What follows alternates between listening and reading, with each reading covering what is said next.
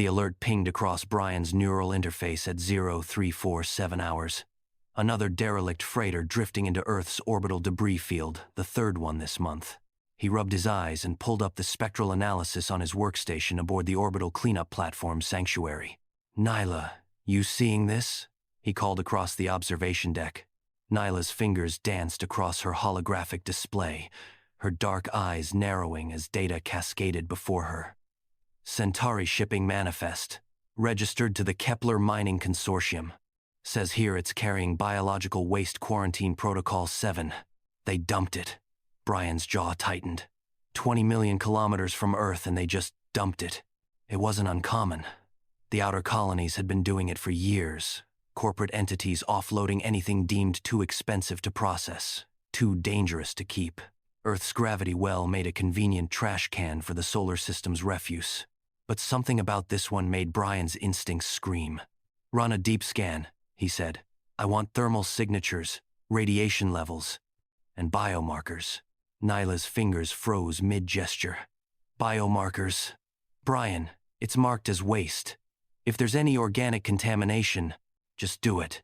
The scanners hummed to life, sending quantum-entangled particles through the freighter's hull. Data began populating their screens in real time. Radiation, nominal. Hull integrity, 63%. Thermal signatures. "Oh God."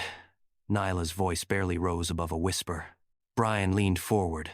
The screen showed heat signatures, thousands of them.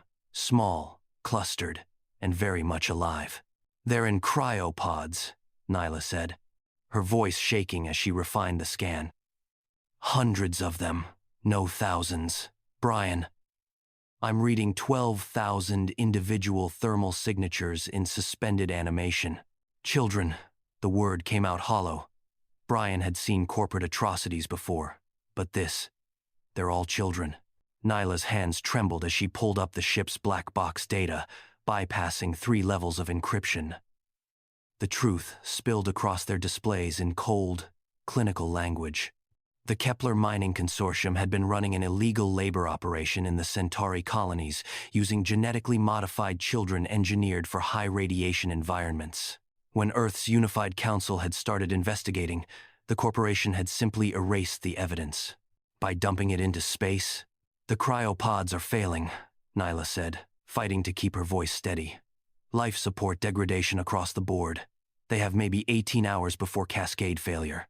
Brian was already moving, his fingers flying across the emergency protocols interface. "I'm calling in a full rescue operation. We need medical frigates, cryotechnicians, and it'll take 3 days minimum to mobilize that kind of response." Nyla interrupted. "You know how the bureaucracy works. They'll want committees, risk assessments, legal clearances."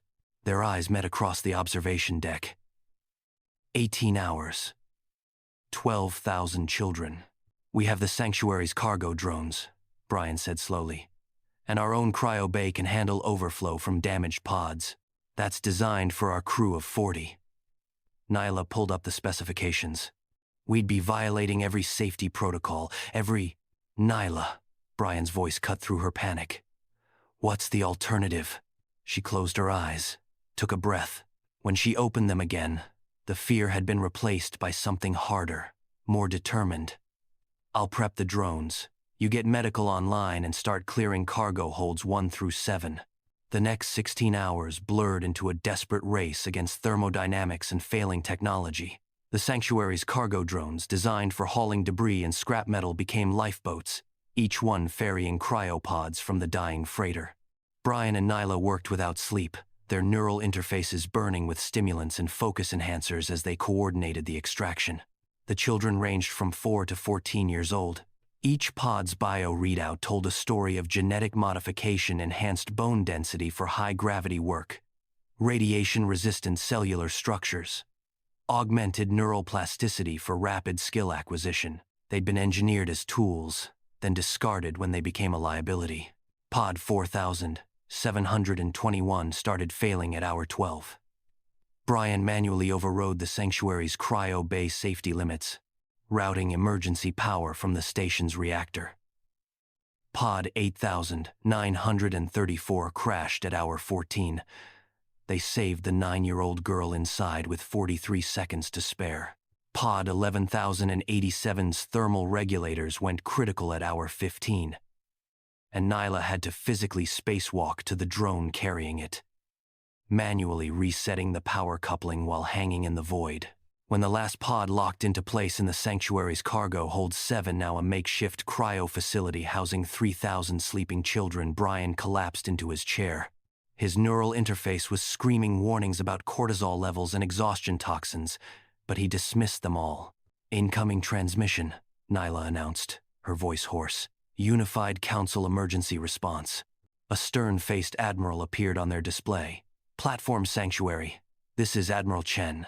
We're reading massive power fluctuations and unauthorized use of... She stopped, her eyes widening as the data reached her. How many? All of them, Brian said simply. 12,000. All alive. The Admiral's expression shifted from bureaucratic irritation to something that might have been respect. Medical frigates are en route. ETA 6 hours. You've done the impossible. After she signed off, Nyla turned to Brian. We're going to face sanctions, possibly lose our licenses.